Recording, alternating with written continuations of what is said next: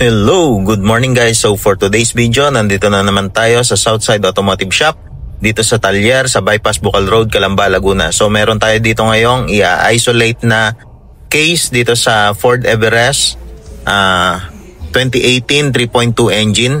Ang problem is nagtitrigger ang kanyang check engine tapos nagsisi manual or powertrain. So ngayon hahanapin natin kung ano yung nagkokos ng kanyang mga code. Syempre, ang una natin gagawin, i-reset muna natin para ma-isolate natin kung baka history lang siya or error dati. So, ang gagawin natin, i-reset natin. So, after nyan, i-reset and scan ulit natin. I-check natin kung babalik pa ba yung error. Pagka bumalik yung error, ite-trace natin ngayon kung ano yung nagtitrigger ng kanyang check light or yung powertrain. So based dun sa scanner natin, pagka i-off tapos i-start ulit, bumabalik yung C manual. So ang gagawin natin, i-isolate natin. Based dun sa scanner natin, ang nag-error is itong baro sensor or itong tinatawag na map sensor. So ang gagawin natin, i-isolate natin. Humiram tayo ng map sensor dun sa kabilang sasakyan tapos ipapalit natin. I-double check natin ngayon kung magkakaroon pa ba siya ng error after reset or mawawala na ba yung kanyang powertrain. So ngayon, palitan muna natin tong map sensor. Baklasin natin to. Tapos ibalik natin doon or ipalit natin dito sa existing na map sensor natin para ma-isolate lang nating mabuti kung ang problema ba ay ito ng map sensor. At ayan nga, tama ang lumabas sa hula.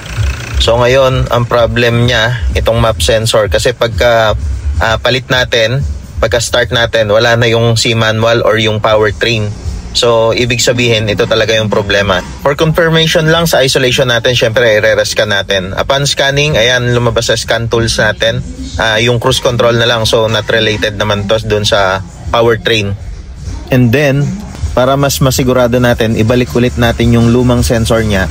I-check natin kung magkakaroon pa ulit siya ng powertrain. Para lang confirmation talaga, kumbaga para sigurado tayo before tayo mag-order ng pyesa para dito sa Everest. So, ibalik ulit natin yung luma, tapos isauli na natin yung test part natin dun sa kabilang range. And ayan, nakabit na nga natin yung kanyang lumang sensor. Ito yung bago, yung hiniram natin, isauli na natin. So, start natin, check natin kung magkakaroon pa siya ng check engine light or C manual.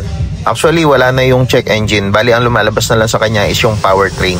So, try na lang natin ulit. I-check natin. And i-rescan natin. Check natin kung lumalabas pa. At ayan na nga ang lumabas sa hula. Yung PCM na nakikita nyo, yung 2, possible, yun na naman yung error niya. So, i-double check natin.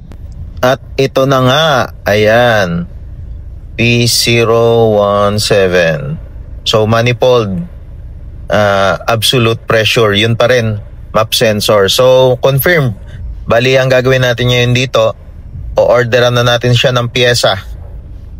At eto, makikita na nga natin sa dashboard, lumabas na naman ang kanyang C manual. Yan, start natin para makita nyo. Wala na siyang check engine. Bali, ang lumalabas na lang yung powertrain na lang niya. So, yung map sensor na lang. So, sa ngayon, yun muna. Ingat po tayong lahat and God bless us all po. Salamat!